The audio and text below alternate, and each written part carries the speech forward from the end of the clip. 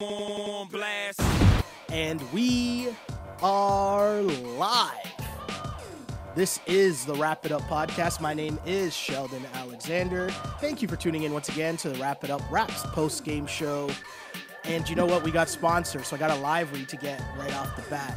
The Raptors lose, but the show continues. There's stuff we got to get to right off the bat.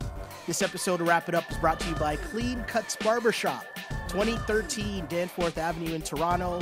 Clean Cuts, the multicultural barbers that will always keep you fresh for any and all occasions, right?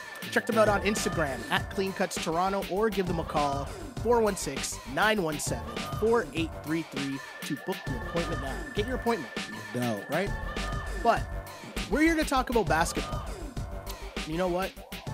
This was a tough game for the Toronto Raptors. Raptors lose 125-107, and this was a big boy game. This was a game that I feel like a lot of people were looking forward to. Probably at the top of the list was your man's DeMar DeRozan. I got so fired up. I wanted to dive right in. I didn't even introduce who I'm here with. I'm here with my guy, Beals. Beals, what's good? How you doing, man? I'm good, man. Can't complain, you know. You all right? Working, putting it out. Product ready to hit the streets soon, you know. Okay. That's what we're dealing with. Album still coming. Album's still coming, man. End of January, the blessing. Okay. No doubt. Q, what's up, man? What's up with you? Good, How you doing? Good. I'm good. You just want to get to the shits, eh? You know, you guys got 9 to 5s now. Stay up to watch a game, and it's disappointing, man. Okay. Let's get it out the way. All right. So now that we got the formalities out of the way, let's get to this game. And there's a lot here. First off, DeMar DeRozan, you know he was fired up about this. He was mad about the trade, obviously.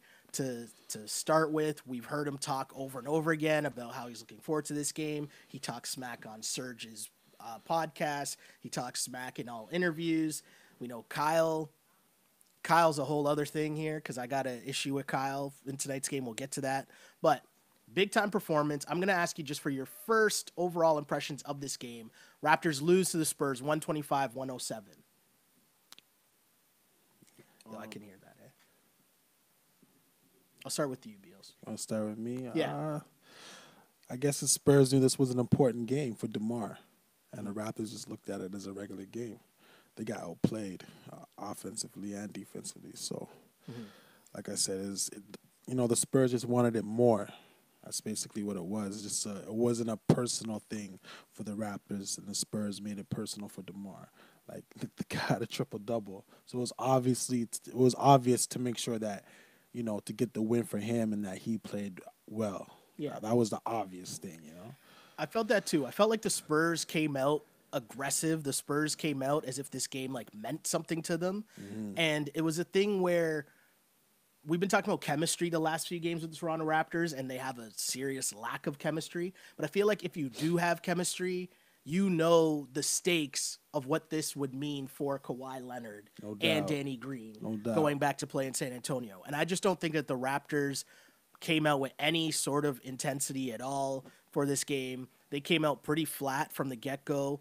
It just wasn't a good look at all.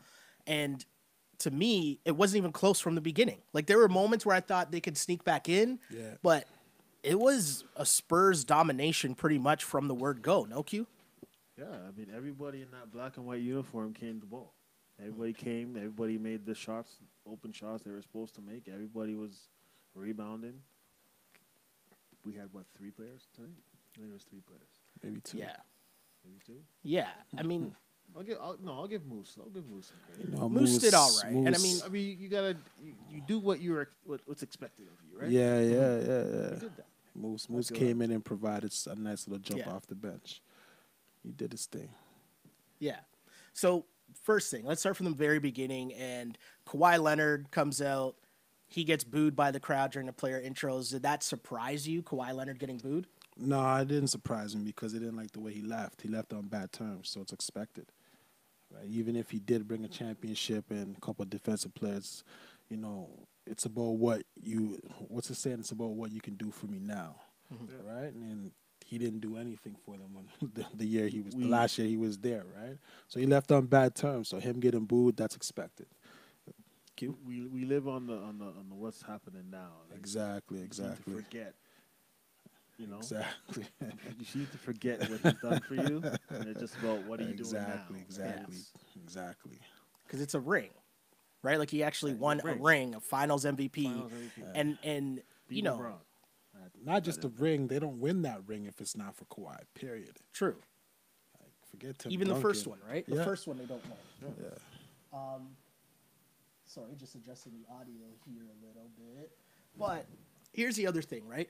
Could you imagine, and I know that it's different because Kawhi essentially forced his way out of San Antonio, and that's what's going to have fans very salty. Mm-hmm. But for him and Danny Green, Danny Green didn't get booed. When they did the whole, I don't know if you guys caught it off the beginning, but what they tried to do was they had the player intros for the visiting team, but they played the video for both of them then. Yeah. Instead of during the first timeout, which we normally see. They did it a little differently. Kawhi didn't really look like he was paying attention to the video much. Probably Danny not. Green was probably laughing. I don't think the booze or anything bothers him. Nah, man. He came out all right. No, yeah. Kawhi came out. He seemed like he was good early on. It just everyone else from the Raptors, I think, didn't really have a good game. And Danny Green, 0 for 7, 0 points, 0 for 6 from 3. We haven't really seen a game like that from Danny Green this year. Do you think maybe the nerves got to him? Maybe. I think so. Remember, he's been playing there a long time. Yeah. Right? So that's where he built his career. Yeah. So I think it was weird for him to be in that building going up against Pop and the Spurs. Yeah. Right? I don't think he was frazzled to the point where like it was just too much for him. I just think, just being there and you're sitting on the other side of the bench when you spent the last 10 years, beside Pop and beside Tim Duncan, and I think it was weird for him. Yeah. Beals? No, I agree with Q. It was just weird for him. He couldn't. It was just weird, He's probably like, damn, everything just looks weird on this side. The other thing too is that like the way that the Spurs came out, it's like the Raptors couldn't take that punch. Nah, they came out. You know ready. What I mean? Like the Spurs came out. It was 15-5 early. The Raptors were just turning over the ball. It was horrible to start. Like I think it was up to 30-11 at some point. Yeah, it was nasty. Raptors down big, 38-19 after the first quarter. DeMar, on the flip side, we're talking a lot about Kawhi, but DeMar DeRozan came out with 9 points, 8 rebounds, and 4 assists in the first quarter. Basically showing us that we'd be on the triple-double watch, as he did finish with the triple-double, the first of his career, weirdly enough. Perfect time in DeMar. Right? But what did you make of DeMar DeRozan's performance tonight and kind of his revenge game? Was it DeMar or was it LeBron playing tonight? Oh, wow. Whoa. Was it? We know it wasn't LeBron, because if LeBron was on the court, DeMar's not getting a triple-double if LeBron's on the court, right? Jeez. I mean, as far as the rebounds go, when you shoot, and I don't remember. I remember at one point it was like 3 for 21 from 3. Yeah. It's going to be a lot of long rebounds. Yeah. For sure. You know what I mean? For sure. So the Raptors finished 6 of 30, but you're right. For the majority of the game, it was ugly. I mean, that is ugly. That's 20% still. And to say that they were shooting less than that for the majority of the game, it's a terrible look. And the Raptors just had no energy. It was bad on the defensive end. Yeah. The Spurs were getting anything they wanted. LaMarcus Aldridge's game is so annoying to me, but he was getting busy. Serge looked like last year's Serge.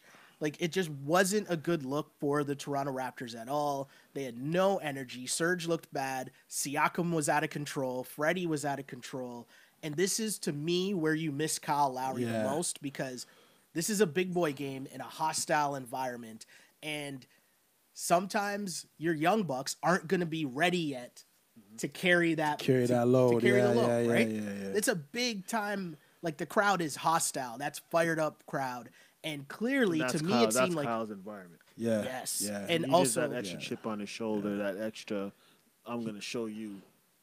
Yeah. He feeds off that. He feeds off also, that. too, Forbes and White. Like, I don't mean to disrespect those guys, but those are 2 dudes that Kyle Lowry also kills. Oh, that's food for him. Right? Kyle Lowry looks at dudes like that, younger dudes just getting, and he just exposes them and he gets busy. He smokes those kids. Easy. Like, that type of game is his, like we said, it's his environment. He controls the gameplay. Yeah. Most definitely. He's slow. I think the game was too fast for the Raptors. He's definitely going to slow it down for them. Well, I've been talking about the fact that I feel like Siakam is very out of control lately. And, like, you don't want to rein it in because that's what's getting him. And, you know, as he's taking the step, he's getting more and more responsibility. Right, right. And that's, like, the positive. Like, you're letting him go. So you're going to have to live with some of the mistakes.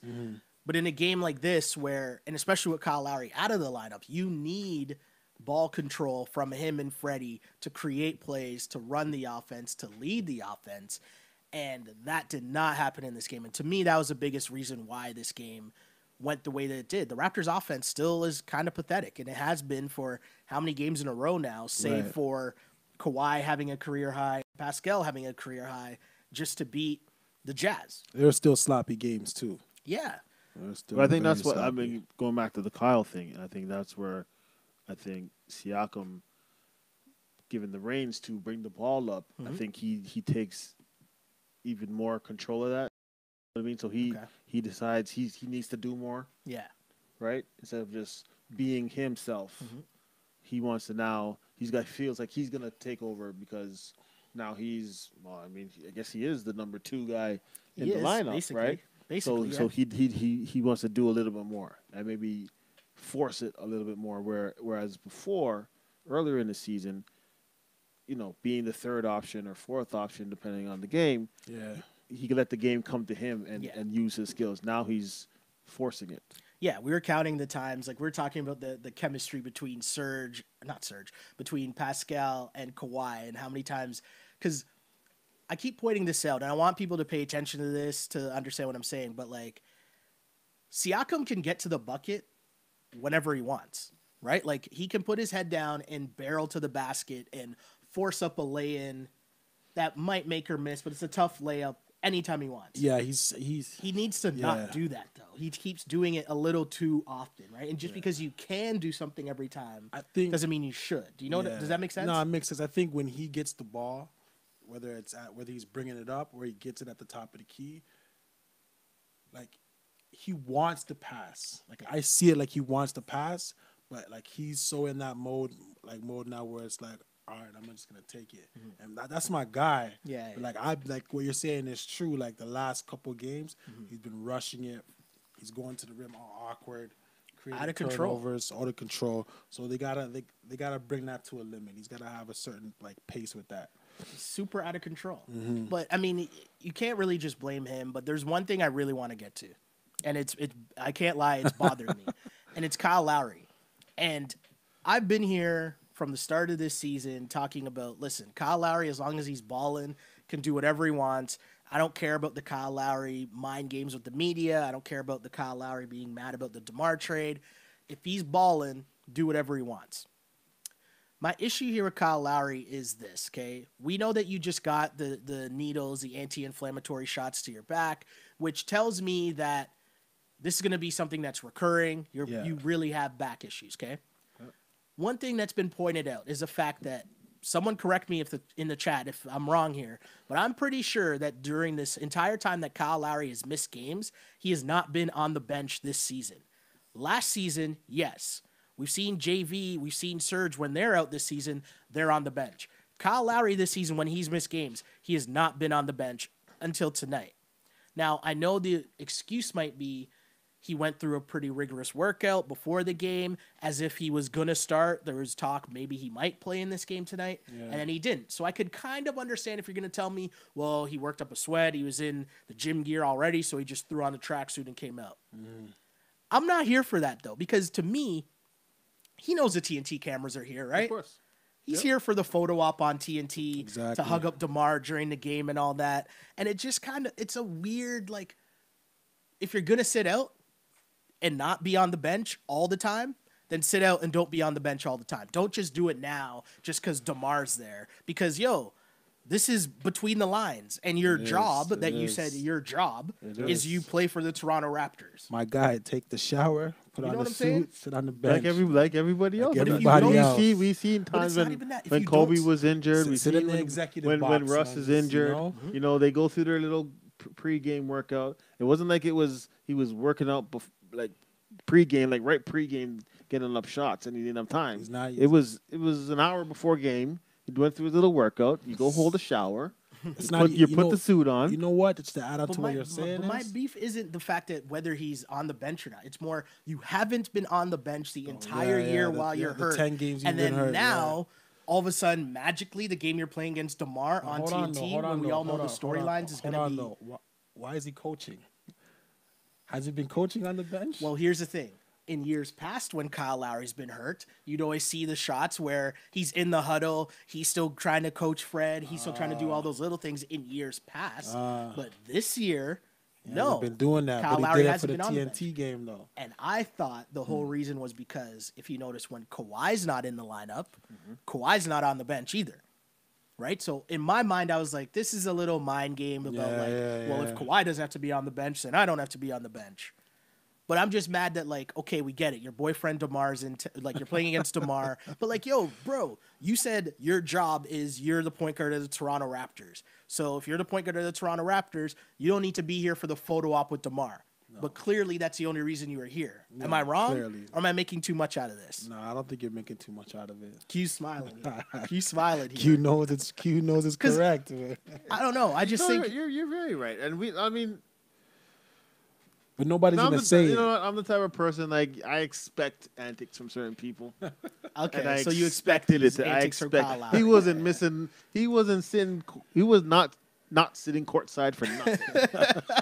He was going to be there, right? He had to be there. I'm surprised. I'm honestly surprised he wasn't in the lineup and at least play the first quarter, get the pregame hug and kiss, and then sit down and hold your back for Let the DeMar get his 10 points off. But hey. Nah, man. I was so fired up to start this. I didn't even shout out all the people on Twitter, right into the chat group at Shell Alexander, or on Instagram at Sheldon Alexander. But we got a lot of comments already. I'm going to take some time and read some comments here. Sure, let's do it. My boy Mike says, not sure I want to hear this today. LOL. Fair enough. Another comment. Only good takeaway from this game, Norm Powell. Do we want to talk about Norm Powell? Give Norm Powell some love here. Norm Powell had a good game. Fax Kellerman. I do like that. Fax Kellerman is becoming a part of my vocab. I do enjoy Fax Kellerman. But Norman Powell off the bench tonight, 14 points. But again, as I've been saying for a whole year, to me, it's not even about the stat sheet with Norman Powell. It's the eye test. Yeah. He just looks way more comfortable, way more confident. And in a game like tonight where it's a hostile crowd, and clearly there were some dudes on the Raptors that weren't ready or didn't want the smoke tonight. DeLon, OG, Fred. But I think Norm, they didn't want it. Norm came in and he wanted it. No? We've been saying that about Norm. Norm likes the underdog role. Right? Yeah. Second round pick, right? Supposed to be last man off the bench. Yeah. Earned his way to the starter spot. Yeah. Earned his way to a $10 million contract. But then when he got it, and now there's expectation, I think again, it's kind of like Siakam, where it was I have to do more now because I'm the starting small forward making $10 million. He understands his role. Right? Yeah. Now he has to earn his minutes, and that's where he's effective. Yeah. Exactly. And CJ Miles, he's basically taking CJ Miles. CJ's minutes, OG's minutes are next. OG. I called him OJ. CJ's on that trading block. I think I was doing a bit of CJ and OG, right? That's what I was doing there. Yeah. But OG they both didn't play well, even if you combine them both to call them OJ. Yeah. OG Anunoby with 0 points in this game. He went 0 for 3. CJ Miles checked in for minutes. I don't even really know why. But CJ Miles, he hit the only shot he took. He hit a 1 3-pointer, but not much from the bench. DeLon Wright's numbers look good, but I think that was more in garbage time. Yeah. Moose was a big body. Let's talk about Serge, okay? Because to me, Serge has struggled a lot since JV has gone down. There's a few games where his numbers looked okay, but overall, Serge Ibaka, I think, has struggled a lot since JV's gone down, and it's because of matchups, no? Yeah, definitely. I think that's one reason. I also think another thing is that, look, these guys all have egos, right? Right? So when Nick Nurse decided he was going to go with the one big man, right? And it's either Serge or JV. Serge been starting his whole career. He didn't want to come off the bench. Okay. So he made sure he was the number one guy. With JV out, right? Moose is only going to play limited minutes. JV can go back. I mean, Serge can go back to shooting threes, trying to dribble through the key, trying to do things that is not his game. Right. Serge was back to taking like bad shots that we saw Serge take last year. Bad shot, fumbling the ball. Yeah. Whereas when Kyle's there, you brought this up. That's what I was about to say. I think that's what I was about to say. When Kyle's there, he's not taking those shots. Yeah. Because Kyle's there to check him. Like, Serge, don't take that. Also, just feed him. Here's your elbow jumper. Here's your little mid-corner jumper. Yeah. Here's your elbow jumper. Just stick to those and we're good. If you but had again, the I think it all goes from Lowry being out and everybody feeling like, right? Because there's really no, like, other than Lowry and Kawhi, there's no hierarchy, right? Everybody else is kind of, if your game's on, you're the number 2 guy or the number 3 guy. It's a game-by-game base. So everybody's there now. He started the season the way he did. Siakam started the season the way he did. So now with Lowry out, everybody thinks, here's my time to get those extra buckets, those extra minutes, the extra touches. Yeah. And, it doesn't work for everybody. It doesn't work. Not everybody's meant to be. Do you know what it is? Like, so when we keep talking about the Raptors missing JV and missing Kyle Lowry, I think the part that people miss, yes, those guys are good players, but the relevance of how important they are is more so what it means to the rest of the team. Yeah. Kyle Lowry starting puts Fred back to being the leader of your bench unit, right? Which moves DeLon down from not having to be the leader of the bench movement, right? And, like, it just slots everybody back into place. So with JV being out of the lineup, when you bring JV back, now, okay, Serge is struggling in this matchup. Okay, cool. Let's go to JV, see how he does. And the combination of those two guys will wear down LaMarcus Aldridge over the course of a game. Exactly. Whereas LaMarcus Aldridge just feasted on Serge in this game. His game is so trash, but it works. When you got Serge and JV, you can't bring in a Pirtle or a Bertrands and play them extended minutes because you're going to get roasted. That means Aldridge has to play more. Yeah. The Spurs are so well coached too because like I think Aldridge only succeeds playing for Greg Popovich, right? In a system like that where they're going to give him the ball in the right spots. Yeah, the same system in Portland. Yeah. Right? That same system in Portland. Where's the stat? I wrote it down. Spurs are 17-4 when Aldridge scores 20 or more points this season. Right? And that's just Popovich figuring out, like, okay, the league's going this way. We're going to go that way. And we're going to feed Aldridge in the post 23 points on 10 of 14 shooting. Wow. Right? Like, that's just too easy. But you also got to think. It's too easy. He's 17-4. That's 21 games. Are we at the 40-game mark? Yeah. Right? Yeah. So that means half the time he's not even really a factor in those games. But tonight he was a factor. Tonight he's a factor. So when it works for you, you run with that. And when it's not, you... It's crazy watching this. And I think another thing, and again, going back to just egos, and this is the egos of NBA players, right? When you're Bryn Forbes or who's the other guy? Derek White. Yeah. And you look across and you see Fred VanVleet. Now, we're all in Toronto. We see Fred VanVleet. We know what he did last year. But if you're an NBA player, you're looking at this guy who was, an okay college player at Wichita State, undrafted, not really heralded. Yeah, he might have been in the running for most improved player or six-man last year. But you don't look across and go like, okay, I'm geared up to play Fred VanVleet, right? Yeah. You look at him like he's food. Yeah, definitely. Right? Whereas when you're playing all-star Kyle Lowry that everybody knows and everybody, you go in there and you're either up to play him because he's an all-star and you're trying to get there, or he scares you. Yeah. Right? Yeah. You don't get that with Fred. Yeah. Right? And I think sometimes there's no intimidation. There's no intimidation. Yeah, and sometimes and sometimes that's good because if Fred's on his game and you underestimate him, he's going to kill you. As much as we give. But if you are on your game, like Bryn Forbes, Derek White are not that far below Fred VanVleet. Now we're in Toronto. We might think Fred VanVleet's are way better than when he but they're probably even equal or close to. That's what exactly. It's probably not that much of a difference. You put Fred VanVleet on our bench mob. I mean, Bryn Forbes on our bench mob last year. He might not be what Fred was, but he's close. It's close, right? Yeah. And it's tough. Like Freddie, 1 of 6 from 3. He missed a lot of open threes. 12 points on 11 shots. Yeah. That's not really going to cut it. But to me, again, it comes back to tempo. The thing that Kyle Lowry brings to this team is controlling the tempo, and to make this a story, the narrative of the game, right? Yeah. And the things that Kyle Lowry will do, like the game doesn't get to be a 20-point deficit because Kyle Lowry is forcing his way into the lane to get free throws to get them points to stop the drought, Yeah. Freddie and them aren't there yet They're not to there like yet. understand They're the not there flow yet. and pace and how you have to control the game, I right? think this game proves what Kyle Lowry has been trying to prove to the Raptors organization Yeah. and to Raptor fans And that Kyle Lowry knows that too, right? I'm extremely valuable. Right. Yeah. And you guys underestimate my value. I think that's what he's been trying to do since last year, is show them that how valuable he is. Are you worried about Kyle Lowry's health if we're it's January, what's the date? 3rd? Yeah. And we're talking about Kyle Lowry getting injections already into his back. Are you worried about his health long term this season? And if we go deep in the playoffs, yes. Can they win? Can they win the East without Kyle Lowry? No, No, not at all. Kawhi's good, but he's not that good. Okay. We need a second player. You know what? Because I'm worried about you his know back. what? I tend not to think because it's the NBA, so I tend not to really think about playoffs till we pass the trade deadline because anything like if AD ends up in Milwaukee, it's probably not going to happen. But you hear all these rumors, and I see who what you're knows saying. what could happen? AD ends up in Milwaukee. Let's look at next year. Yeah. It's Okay, that I type see of what you're saying. mentality. I see what you're saying. Right? But I think the Raptors are going to the playoffs. Oh, I think for sure. I think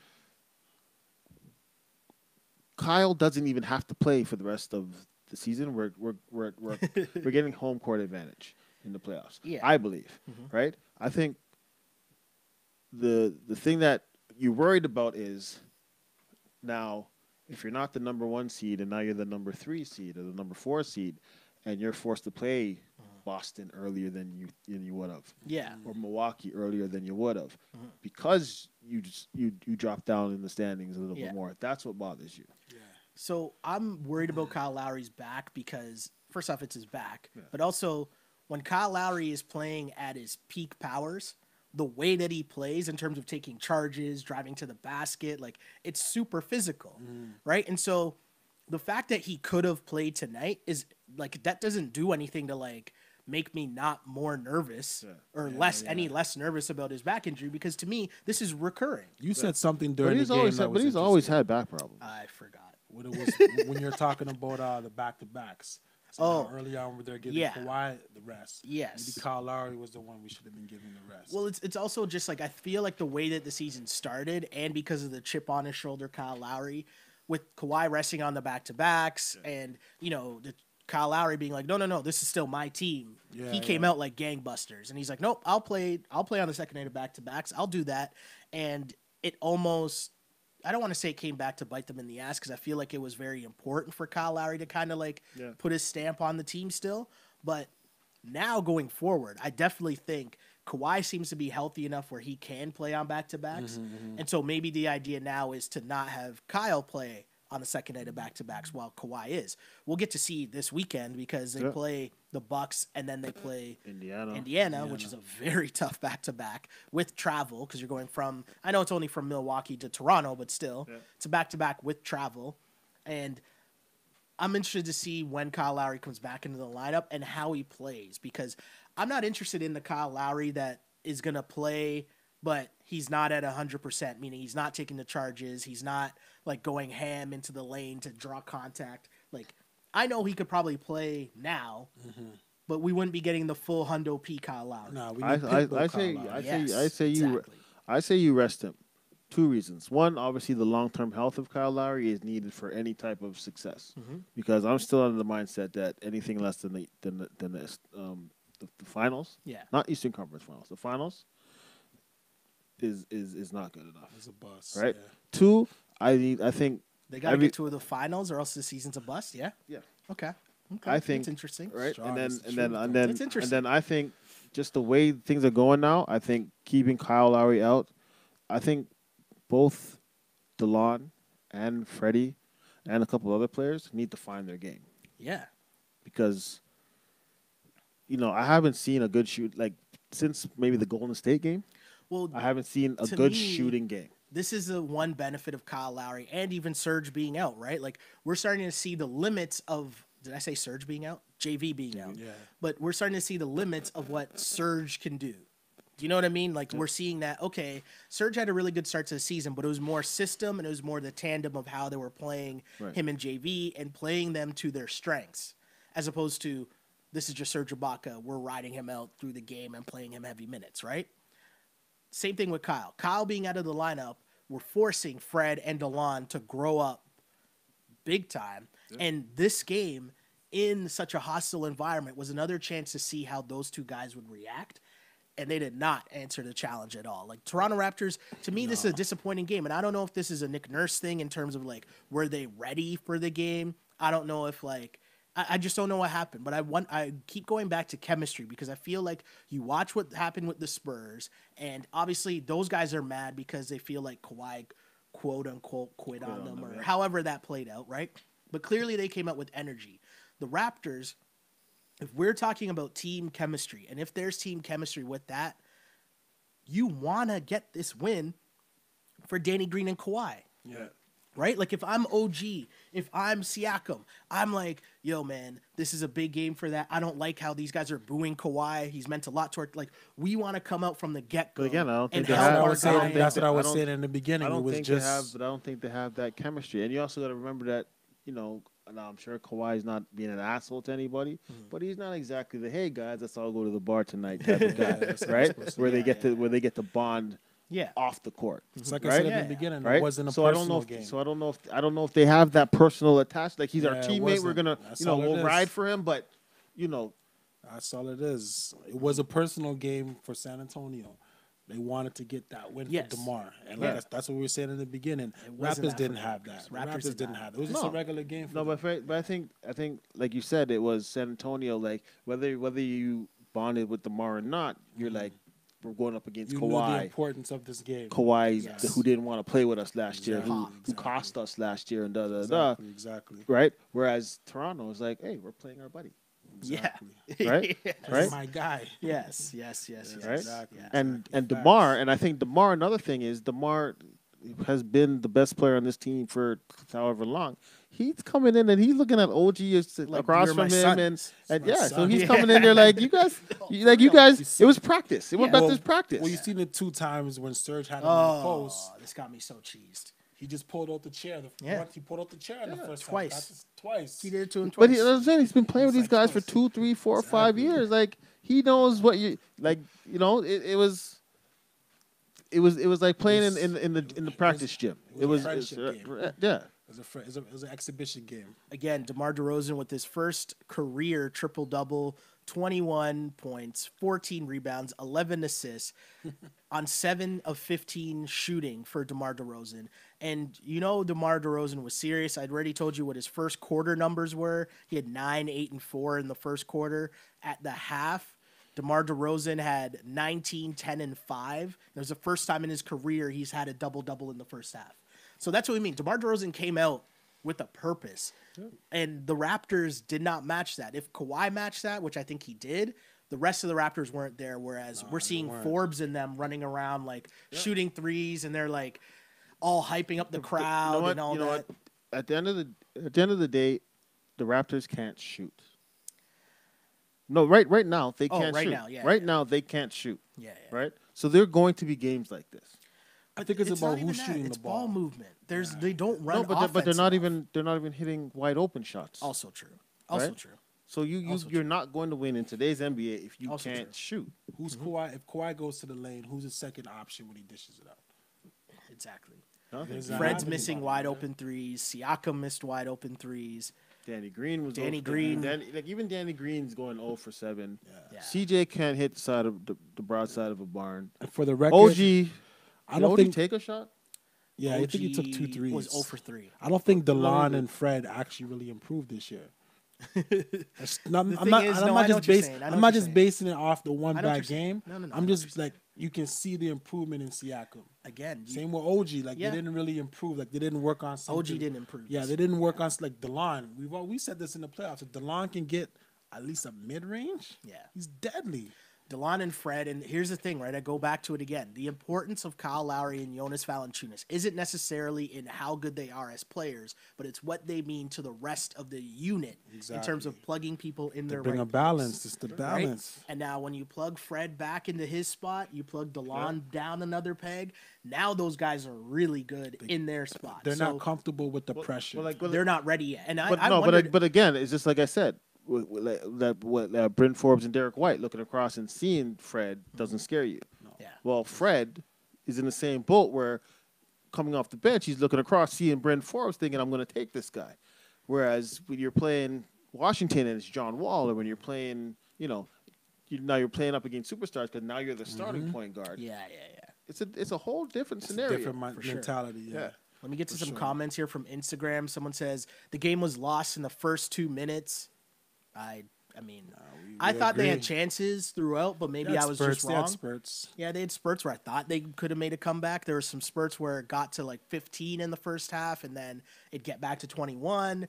It was just weird. Frustrating loss. Need JV back. We just talked about that. I think what JV means to Serge is a lot more than we realize.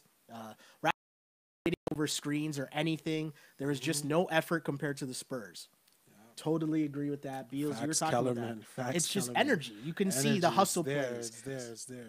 Rebounds. We're saying with Greg Monroe on the floor, Whites and Forbes, even Patty Mills. Yeah. They know he's not going to fight over the screen. Yeah. So they're just going over it and just pulling. That's away. also But coaching, right? To me, it that's is. the beauty of the You gotta Spurs. make That's those coaching. adjustments. It's pop Because knows. so That's- they know yeah. they have their big guy setting the screen because Monroe is not coming out past the free throw But line. Nick And you Nurse can't must even- be seeing that. No, though, but you 'cause can't- He's but known you- for his adjustments. You're right, but that's what I'm saying. Where you can't, like Greg Monroe used to be 2 years ago, 3 years ago was a star in this league, right? Yeah. He's not no more because the game has changed to what it is. Yeah. So you can't expect him to now fight over screens. But then that's Even when JV's not doing that either. Though. you're right, exactly. But that's where if you the guard who's getting gotta fight through it. Yeah. You gotta Even- fight through the screen. And even on offense with Serge, like the one thing that and you said it earlier. Once again, he needs to step in. Yeah. He was taking too long. But it's a mentality thing because every time Kawhi or someone does a pop and pick with him, his pop and pick is like 2-3 steps towards the 3-point line. Yeah. And like a step gotta in be the the other 3-point way. line. It's It's gotta got to be the be other a pop and pick or pop and roll to the basket. Yeah.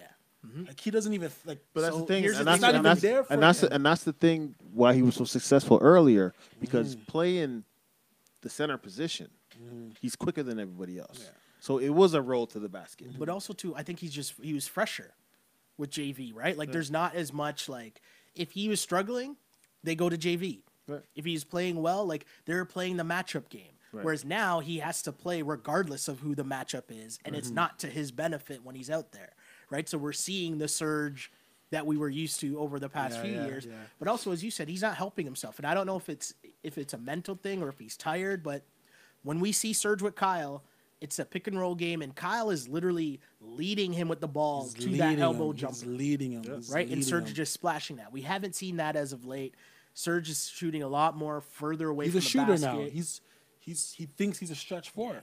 He's not he getting thinks those he's pick that. and rolls where he's He getting thinks he's just a that. little, like, And for the record, the Jump hooks in the lane. Raptors better not ever trade JV. Like not ever, man. do you I think he's want them too to make a valuable. trade? Do you think they should make a trade? I'm worried about Kyle Lowry and that. Like, to be honest, I wasn't thinking the Raptors should make a trade because I thought know. this team fully healthy, I think they make the finals. There's only one I'm trade. worried about Kyle Lowry. There's only one trade that the Raptors should make, and we all know what it is. It's for If we're Bradley not, Beal. if we're not getting Bradley Beal or Kemba Walker, Oh, don't make no trades. Okay. Don't make no trades. OG was someone who was deemed untouchable. He's very Is that touchable. still? He's very touchable. Yeah, Pause. Pause. He's very touchable. I know what you're saying. I know You what you're gotta saying. like. and this is when I have basketball arguments or debates, Okay. I always go by what the first person says, Okay. right? And if I have to disregard that, I can't have that argument. So like when Okay, you're I'm you're hearing all these guys saying OG's on, like what made them think that? Masai. Why would Masai. Sigh. Masai is basically saying that OG, well, the rumor is OG and Pascal were basically untouchable in all Kawhi talks. That's what they said about Terrence Ross. Where is he? But is that you know because, what? but is that because they're African and he's trying to get the giants of African Africa? connection, around? man. No, but It's okay, African connection. you know what I you mean? know? Okay, look. Okay, but I'm saying like, Brad, yes, you seen OG try to guard LeBron yesterday, and you thought hey, maybe this could be something, right? last year, Last year, Yeah. and I think that's where a lot of it came from. not But for me. no, I'm saying from others No, I who got you. I got but and I'm not saying you just trade him for Peanuts. whatever. Yeah, you're talking about an all-star. Yeah. But Yeah. Hey, I always am on the side of someone who is not an all-star is not stopping me from getting an all-star. Meaning, OG Anunoby is not going to stop me from getting an all-star. I don't think OG knows the type of player he is yet. I think we see spurts and the talent and the potential is there, but he hasn't tapped into it yet. I just don't see it, right? And if the assumption is, okay, well, if Kawhi's gone next year, OG slides into the starting lineup and not everything's fine. Obviously, that's a massive drop. Because he had a decent playoff series. But I'm saying, obviously, there's a massive drop-off there. Yeah, but yeah. people think that he but can still everybody start. thought OG, but everybody coming into it, OG was supposed to be the starting four. He didn't get better. Yeah, he didn't get better. Just like DeLon. And Just like, Siakam took it, his Yeah, right? exactly. But now he's not even first, second, or third man off the bench. Well, him and Norm or Norm and CJ. no, DeLon. DeLon. As of now, because Kyle. Yeah, well, but I'm saying, you're saying with everybody with healthy. everybody there, right? Everybody there, it's you got either Van Serge or- Fleet, you got Serge, you got Serge or JV, right? But I see to what you're me, saying. Norm is ahead of him. If you're Norm's not, ahead of him, if you're yes. not gonna, Norm's ahead of him. and if you're not gonna play CJ Miles, and then say Norm starts struggling, start playing that Montreal kid. Just see what he Boucher? just. Eventually, you got to see what's there. You gotta see what's You got there. to see what's there. Like You got to see what's there. you got to. I think see what's there. CJ's got to go because he can't find his shot. It's just such a tough spot where the Raps are right now, man. Right. Like They their probably won't- offense you know is what? so struggling, man. I agree. I don't think they'll let CJ go because of the vet aspect. No, we don't need vets. We got We know that. We know. We got Danny know Green. that. Danny Green's We know that. But You the got Danny Raptors Green, you know got that. Kyle. The Like you Raptors don't need know that. that. You don't need that vet off the bench anymore. You got to. Especially when it comes to the playoffs. Yeah. And now you're only playing 7-8 players. It's a funny comment here from Instagram. It says, "As always, Raptors lose because of DeMar." See what happened there? See what they did there? I like that. I like that. Marks for that one. I think this was about the Lowry stuff. This person says it was all a setup. Ha ha ha! Laughing emoji. Someone else says, "Can we talk about how bad Nick Nurse laid another egg?" I need more specifics on that. I don't know what specifically we're talking about. The one thing I was questioning was, you get the game down, I think it was 16 at half, but then you go back to the starters. Now, obviously, Kawhi comes back in. Obviously, Van Fleet comes back in. So who does Norm come in for, though? But Norm should have. Well, I mean, Listen, after this game, I think you start Norm. No. do you not? I'm not start him. But in that game, and you see that you've got no offense except for two players. I mean, maybe Danny Green. No. I'm not going that far. And the reason I'm not going that far and is I'm not because saying it's to stay that way. No. You need Norm right now to play with the second unit because the second unit has nothing. And he's giving them something. Like, if you remove him now from the second unit, Right, but then then it's like but you're replacing him with somebody from the starting unit, and maybe that gets their game going. It could work either way. I don't know. That's a It all tough one. depends. That's a It all tough one. depends. It all I mean, and I'm depends. also not dissing Danny Green like that. I'm not dissing anybody, but I'm saying we got into this like we're gonna play all these different units together. We're gonna switch it up. We're gonna experiment and blah blah blah blah blah. But you basically pulled. But I think that theory and what you're talking about is more based off of when you have your full team. When you have Kyle and JV. But you should be doing it more when you don't, because you have to find some type of connection. That's fair. You have to Right, find the especially in offense. this game. You have to find Especially the offense. in this game. You have to find the offense. Whether it's on the first unit or the second unit, there has to be some type of consistency within the offense. Yeah. Right now, there's not. If we just, what are we gonna do? Continue to go to Kawhi? Yeah. Every 3 possessions, because there was 3 possessions in a row when the fourth quarter started. Or was it the third where they just looked off Kawhi? And Kawhi was calling for the ball. They just wouldn't give it to him, Yeah, right? yeah. Right. So what do we? So we gotta find some type of second. You can't give up offense. a 12-0 run to start the third when you're already down 16. Yeah. And that was bad, too, because was they made the nasty. push to get back, and then the start of the third quarter is going to be key. And boom, 9-0 run, 12-0 run was it to start the third? Not a good look. Here's a pretty good question here from Instagram. This person says, what do y'all think Kawhi is thinking right now? I mean, we talked about this. We talked about this earlier, and I don't think he has a lot of faith in anybody in the Raptors uniform outside of his buddy Danny Green And Kyle. I think he has faith in Kyle. Yeah. and Kyle. But I think he looks at the other guys thinking, how am I going to win here? I think he looks at those guys like, he's all right, but he's not real. You know what I'm The- saying? how- You know what I'm saying? Right? How it's kinda most people look at how But most you know what I'm people saying? look. Like, because Yeah, the yeah. Siakam thing, I know we keep bringing it up all the time, but I just find it funny when Kawhi's standing there asking for the ball and Siakam's just looking him off. And if I'm Kawhi, I'm like, yo, who is this guy looking me off? Like, that's not a thing that's that can not. be happening, but it happens more and more. But yeah, if I'm Kawhi again, yeah, chemistry. Because it's like, okay, these guys didn't show up in this game. Like, is this what I have to look forward to come playoff time? Right? Like, that's what I'm wondering if I'm Kawhi after this game. Because this was a hostile environment. They're booing me every time I touch the ball, and I was fine. Where was everybody else? Y'all weren't getting booed every time you touched the ball. It's weird with Kawhi. Like, certain things I watch, like for him. Like, I watched at the beginning of the season, whenever they would huddle, call a timeout. He was never around. Now when I watch the huddles and the timeouts, he's there, he's high-fiving, he's up, he's more into it. So I honestly think he's trying. Like, he's trying to be more of a team player. Yeah. I think in the beginning he's like, I don't know these guys. I'm going to just go with the flow and see how things go. But now I think he's trying to be more in the mix. But at the same time, he's like, yeah, I need some help. Like, He definitely needs what's some help. going And on you know, here? before when we were talking about, a lot of the talk early on in the season was about who's the Raptors' second scorer. And obviously now without Kyle Lowry, you don't have Kyle Lowry as second scorer, but you also don't have Kyle Lowry finding whoever that second scorer is. Right. And that's kind of a problem here, is this person brings up in the chat, their question is, or their comment is, too many players are given the green light in the offense. Should have ran Kawhi pick and roll more if the team is that off, instead of Fred VanVleet. I agree with that. Yeah. But we ran the Kawhi pick and roll, and Serge just wasn't knocking him down. Serge wasn't knocking him down. Yeah. He was like popping away from the basket instead of rolling if to that the same basket. pick and roll is run with JV, JV's knocking that down. Yeah.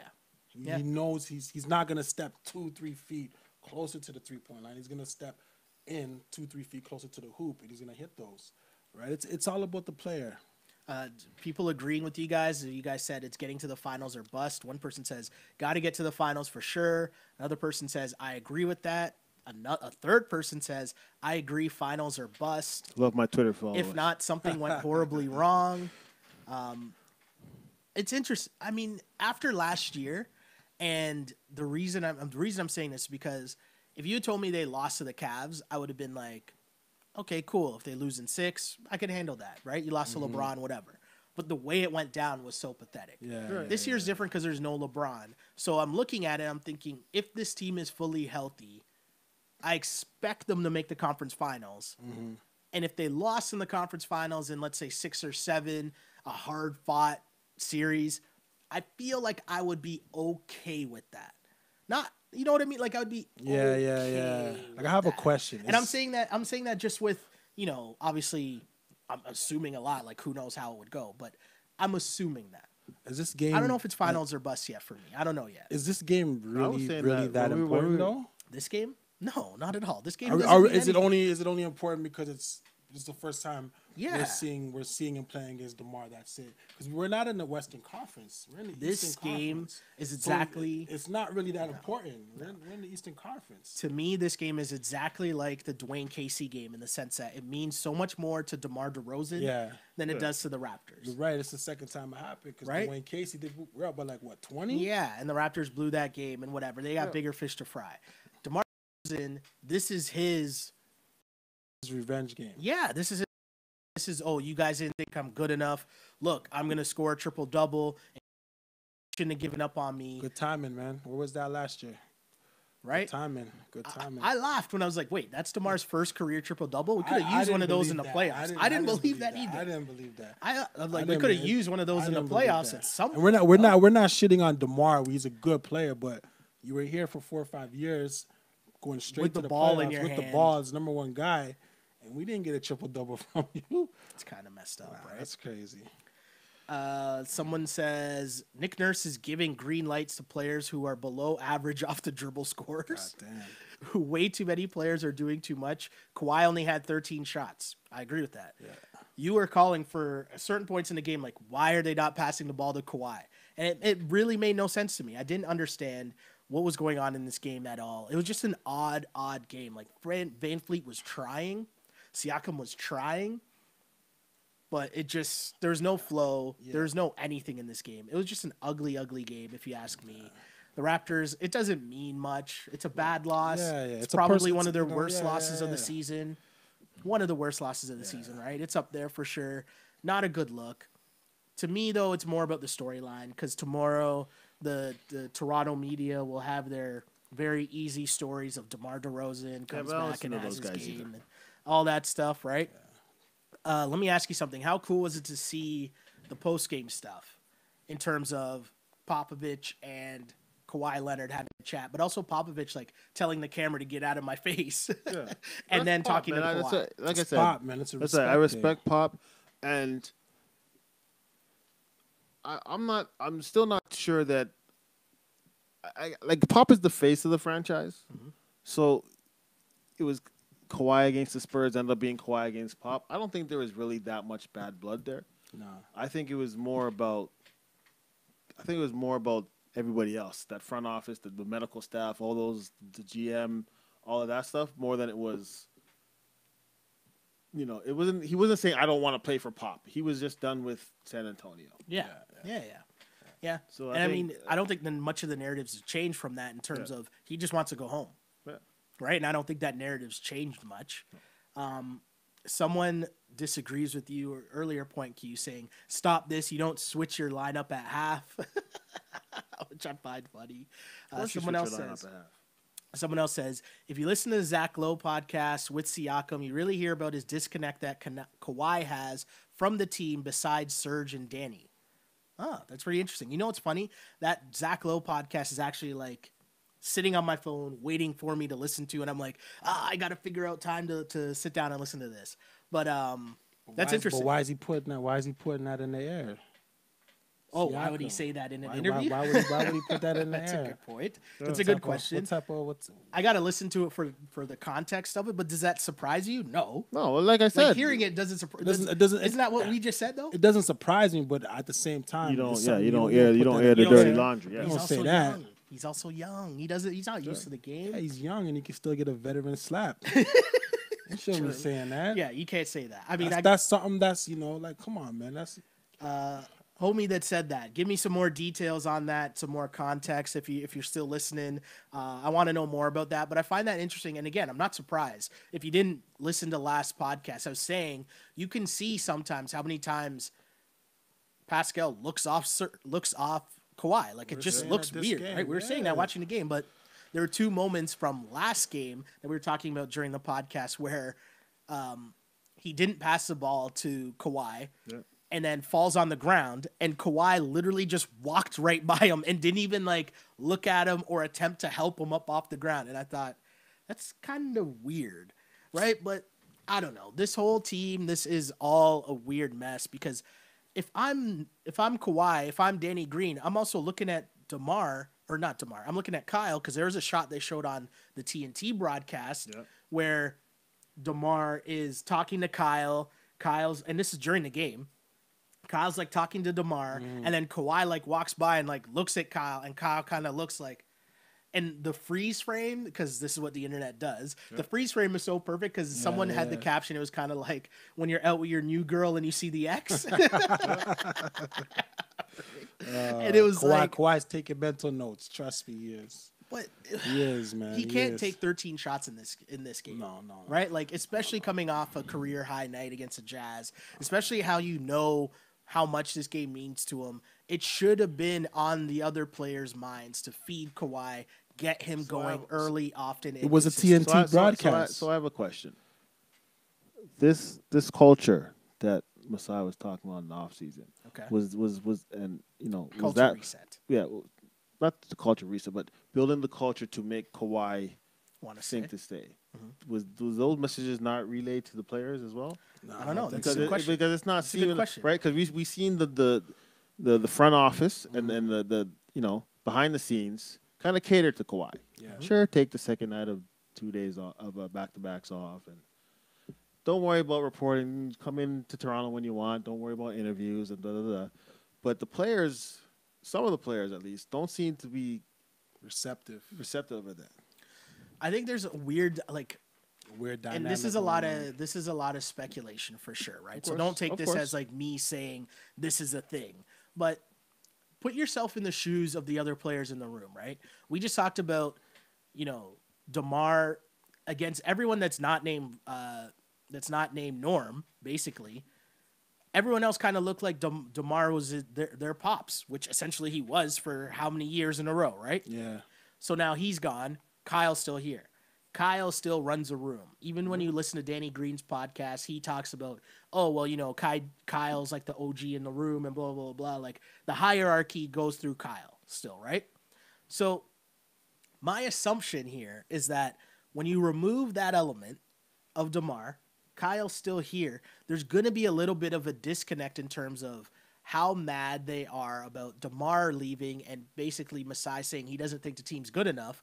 And now you're bringing in these two guys from the Spurs to be like, oh, these guys are it. We're letting Kawhi do whatever he wants. He can play sometimes. He's not playing other. Like, you're literally letting him do whatever he wants. Yeah. And then how the rest of the guys going to sit there and watch this guy knowing that he has 1 foot in, 1 foot out, and they're here building this culture, building this program. You have to look kind of sideways at it at certain points, but you respect it because Kawhi gets busy. Exactly. You know what I mean? Exactly. Our guy responded back when I asked, what did Zach Lowe have to say on the podcast with Siakam? He says, Zach asks about his relationship with Kawhi, and he talks about how Serge is really the only one who talks to him comfortably. He talks about how Siakam wouldn't even know how to respond to a joke. Well, like I said, Kawhi, well, we all know Kawhi wasn't coming in. Someone else says, Kawhi is leaving. This team is whack. They let Kawhi down. Shout out to the Raptors fan base. Yo, this game means nothing. Eh? In the grand scheme of things, this game doesn't mean anything. It was a bad game. Yeah, it was a bad game all around. I don't think Nurse made enough adjustments. I don't think that, anyone other, to me, this was a game showing that our young Bucks aren't ready yet for prime time. Right? That's what I took from this game. I think because they knew it would be, a national broadcast game. They kind of took advantage of it. I don't even think that. I just don't think Kyle Lowry. I just don't think that they came in. I think they probably downplayed this. Oh, for sure. Everybody was downplaying this game. Sure, the Raptors? The Raptors. Okay. Right? I can see that. So it's just another game or whatever. It didn't mean, it didn't. Kawhi himself probably downplayed it. Yeah, they're going to boom. Yeah, I don't care. It's Kawhi. Right? So I don't think it was a thing for them. It was another game for them. They were trying to downplay. Yeah, we're playing DeMar, but it's okay. It's just another game. He's on the other team now. I'm sure that was in all the pregame interviews. Mm-hmm. Well, he's my buddy, and I'm sad to see him go, but he's on another team now. I'm still with the Raptors, so we're gonna walk into it like it's just another game. Whereas everybody knows for DeMar, it was not just another game. This was DeMar's championship game. Even for the Spurs, I don't think it was just another game. Just a heads up, it looks like this Instagram story is about to go down soon. Just a heads up. So if it cuts out while I'm talking, shout out to all the people on Instagram. If you want to continue listening, we're still going to be on Twitter at Shell Alexander, or check out the full podcast tomorrow, wherever you get your podcasts. All right, peoples? Someone else says, why didn't you... about the young guys why didn't you say that about the young guys when we slapped Golden State? It was just a DeRozan factor. So they had one good game against Golden State. Yeah. And Kyle Lowry played. Yeah, Kyle Lowry played. And Kyle Lowry controls the whole tempo. Kyle Lowry came out and set the tone for everything. This was just one game that doesn't really matter. That's what I said earlier was that they couldn't shoot. They haven't been able to shoot. Nobody's been able to shoot the ball consistently. Here's the other thing. Since that game. Here's the other thing. For Bryn Forbes and whatever the other dude's name is, and the Raptors guys, it's an old cliche, right? Your bench players play better at home. Your secondary players play better at home. Yeah. The Raptors, especially without Kyle Lowry, now you need Van Fleet to play like a starter and be consistent, but he's not there yet in his career. And it's interesting because I was thinking in the offseason when they traded DeRozan, I was like, okay, cool. I'd be all right if they traded Lowry because we could roll with Freddie and DeLon, right? And like with that whole year of that being the mindset is kind of different than now being midway through. And it's like, hey, you guys got to take the keys. Right? Like, I kind of just think, like, it's a tougher position to have these guys in now because the difference between your starters and your bench guys is consistency, right? And we're seeing that now. The young guys are not being consistent at all, and that's just kind of what it is. That's kind of what it's been, and it's not a good look, right? It's not a good look for the Raptors. Young guys didn't get any better, though. Only one that got better was Siakam, and it's Norm. showing. And Norm. And Norm. And Norm. It's showing. And Norm. Let's see some more comments here. What happened to Danny Green? He had a very poor night, that's for sure. Serge doesn't look the same without Lowry feeding him dimes. Definitely true. Pace of the game was whack from the start. Totally agree with that. All the people that were worried when Kyle was slumping are learning what real problems are now. Yeah, I mean, Kyle's shooting slump seems like so long ago now, right? Because it's like so much has happened since, so many other injuries he's since. One of those guys where, okay, so he's going 0 for 10 from the field, but you look up, he's got 12 assists, 3 rebounds, took 2 major charges at the end of the game. Like he's capable of doing other things. He controls the offense. That's what you get from the difference between an okay NBA player and an all-star, right? Yeah. He's going to affect the game. When he's there, he affects the game. I think, right? I think Whereas CJ, if CJ's not shooting threes, CJ sits on the bench. I think that's the one thing people got to realize that Kyle and Kawhi have in common. They can control the game offensively and defensively if they want to. Also, too, just Kyle Lowry, a lot of those shots that we're seeing Freddie miss, Kyle Lowry's knocking down that open 3. Oh, yeah. Right? Like, Kawhi's getting double teamed. Kyle Lowry's sitting there waiting to just knock down that wide open 3. Freddie's too comfortable, like with those threes. He's very confident. He doesn't hesitate at all. Confident, and you like that. A practice shot though. So I'm like, why are you not hitting that? Yeah, that should be money for you. It should be. It's just a weird. It's not a good look for the Raps right now, and I don't know because. I'm not going to lie to you. I'm worried about Kyle Lowry's back. Even if he does play this weekend, it's just like, well, are we getting the same Kyle Lowry? And if we are getting the same Kyle Lowry, how long can we get the same Kyle Lowry for? Yeah. That, again, is taking charges. He's normally near the top of the league in taking charges. Again, the guy that's driving in the lane, taking the hits. You need that Kyle Lowry if this team is going to actually make it to the NBA Finals. Yep. And if not, then we need to see much better play from DeLon and Freddie. Or get Kemba. All right. Or get Kemba. I'm wondering, Kyle Lowry's still trending. I want to know what people think, if people were kind of rattled by the whole Kyle Lowry being on the bench or in this game but not being on bench for the others. Like, do we care about that? Is that a big deal? Does that bother you? I want to know what other people think about that too. I get it, and I understand it, but I think that it's kind of whack. Right, like I get it. Like you're playing against DeMar, you want to be there and talk to DeMar. That's whack. Yeah. Because if it's just you can talk to DeMar after the game, you can talk to DeMar in the locker room, you could talk to DeMar before the game, right? Like it's we were. You probably had dinner. You probably were. Exactly. Probably seen each other during the day. So yeah, totally weird. But again, Raptors lose this game big, 125-107 to the San Antonio Spurs. I guess we give DeMar DeRozan the player of the game as he finishes with his first ever career triple-double of his career. 21 points, 14 rebounds, 11 assists for your man's DeMar DeRozan. And you know what? Again, why I love Pop. Pop gave DeRozan that triple-double. Oh, because he brought him back in. Because in any other game, he doesn't play the fourth, right? Yeah. If you look, DeMar at the half, he didn't shoot at all. He didn't shoot at all in the third and fourth quarter. He was just passing the ball. I'm not gonna get you 50, but I'm gonna get you the triple-double. He was going to get that triple-double. Yeah. And Pop let him. Yeah. Yeah, I mean, it was a good look. It was a good look for DeMar for sure. Also a good look for the podcast because I felt like we were all a little more fired up. I know normally sometimes when losses happen, it's kind of like, oh, the mood's a little down. But I feel like there's enough going on in this game that I was fired up about. DeMar obviously coming out playing big. The Raptors basically no showing if you're not named Kawhi or Norman Powell.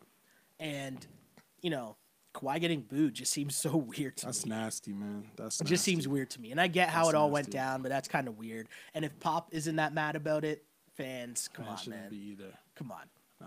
I want to hear Pop's post game. Actually, maybe I should look for that, but I'm pretty sure Pop would probably have utmost respect. Some comments in his post game about Kawhi getting booed. But anyways, thank you for joining us on the Wrap It Up podcast. As mentioned before, brought to you by Clean Cuts Barbershop. Give them a call. Go check them out. Get your hair cut. Get fresh. That's what Clean Cuts does, as well as sponsoring this podcast. So shout out to Skip for showing love to the podcast. And you know what? Shout out to you guys for joining me on this big game, one of the biggest games of the year. Raptors, I mean, nobody told the Raptors that, but I appreciate you guys showing up, unlike the Raptors for this game. Sure. Beals, where can people find you? What are you working on, first off? Let me know the project. What are you working on right now? Where can people find you? Project is done. We're just, putting together the marketing, the promoting, getting the release date. But it's looking like end of January. The Blessing. And then after that, coming with another project called Love Breeds Hate. And then you're going to get Trudeau, my official major release. Hey. You can find me Hey, hold on. Did we ever talk about the major release? No. Are we able to talk about that? We can talk about a little bit, man. We got some good things in the works. Don't want to give too much away. Okay, we'll save it. We'll save it. Hey, that's you let me know important. When we're allowed to fully go in. Definitely will. I definitely let me will. know. After the blessing. Okay. After the blessing. Okay. You can find me on Instagram and Twitter at BillsBTMG. Hit me up anytime. All right. Q. I know you're the 9-to-5 guy now, but also, what else is going on? We're still doing the DDS thing. Check us out, ddscaps.com, on social media. Can I get a new hoodie, man? What's looking fresh on you right there? Foots. This guy, how he's going to pump Yo, you Foots, like that, I need that sample piece I seen you wear, man.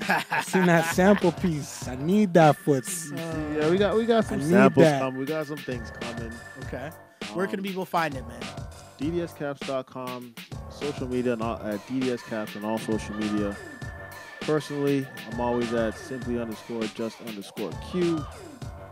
Hit me up, man. It's, keep supporting. You know what? Keep supporting the podcast, man. We're doing big numbers. No doubt, big numbers. I'll be coming through more often. As trade deadline comes up, and we want to thank you, Sheldon, man. This, it's not easy what you're doing. Make sure it's a you lot guys of hard subscribe, work. YouTube, Twitter, Instagram, wherever it's coming.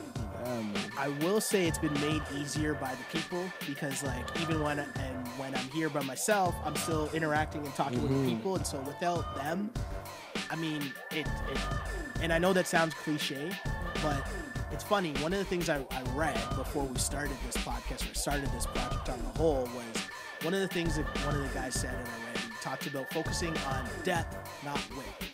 Because on social media, with likes and all that stuff, when someone could be sitting on taking a dump and they're just liking whatever, and what does that really mean? As opposed to building depth. So if you have less numbers, but you have an engaged number of people that will roll with you, that fuck with what you're doing, that's way more important. And what I've learned from doing that is exactly that.